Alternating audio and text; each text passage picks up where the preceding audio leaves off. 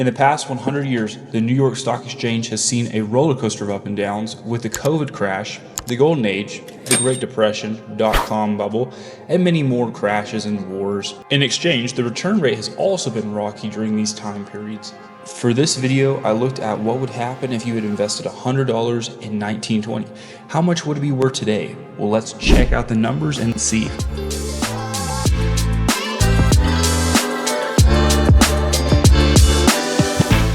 Okay, this is a spreadsheet I've compiled of the last 10 decades plus the 2020 to 2025 era so far. So the returns for 1920 to 1930 were actually really good at 95% over the 10-year period. Now, all of this is inflation adjusted returns as well. Well, why was 1920 to 30 so high? Well, this was the era in which the stock market saw massive jumps. People had much more purchasing power, and this was pre-Great Depression and one of the biggest things that led to it. So hence why the returns were so good in this period. But then the next one, as follows, during the Great Depression, we have a negative 1% return over 10 years. Now, on this entire list of all the decades, there's only 2 decades in which people got negative returns. And this was one of them. For obvious reasons, it's the Great Depression. And so, negative 1.9, not the worst for it being just one of the worst events we've ever seen. Looking at the 40s to see why it was such a massive run-up, obviously you had the World War II.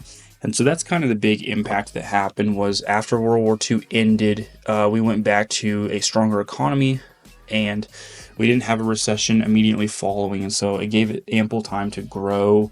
And this was also coming off the Great Depression, and so you had some bounce backs happening.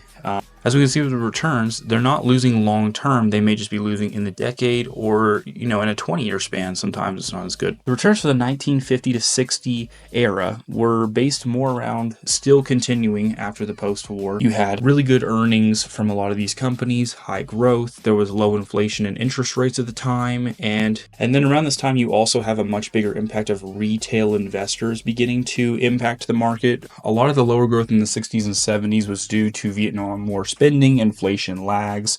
A lot of the investment culture still hadn't surged quite yet, but it was starting to build within retail investors and mutual funds.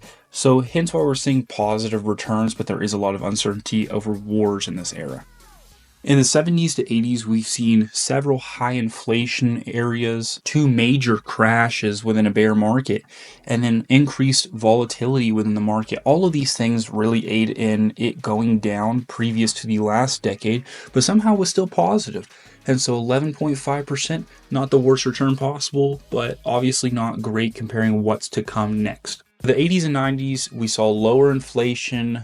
It was very tame. We saw high economic expansion after an 81 recession, strong growth, a lot of declining interest rates, and a boom in technology, hence why we see such a large rise at around 75% return in this area. As already discussed, the 90s and 2000s had the major tech boom, also the growing economy, and a lot of the technology aiding in companies and helping them to grow, seeing this massive run-up. Okay, now we have the important question.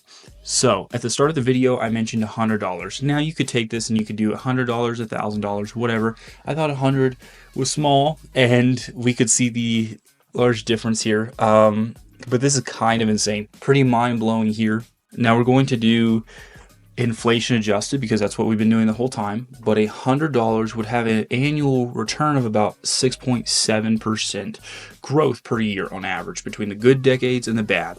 So currently, okay, this is ridiculous. Currently, what you're looking at is around $1 million, $133,200. That's from $100. So imagine if you had put in 1,000. Now in 2025, that's generational wealth. So this really showcases just how much time matters in the market, more than timing the market, because this is a person who just left this 100 sitting. They didn't take it out. They didn't worry about these crashes, and look where it got them. Had they taken out at Great Depression when everything got scary, they would have missed some of the best decades of growth. So I hope this video was pretty cool and informative. I was trying something new with it, and I just wanted to showcase just how powerful investing over a long period of time can be. And also, I know that there's a little bit of uncertainty right now, and so this just shows even when times are uncertain, it's not all bad, right? As always, this isn't financial advice, guys, but I hope you guys enjoyed the video. We'll check out the rest of the channel. I'll see you in the next one.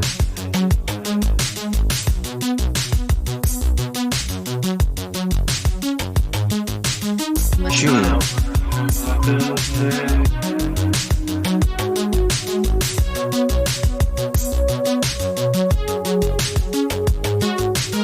Julian.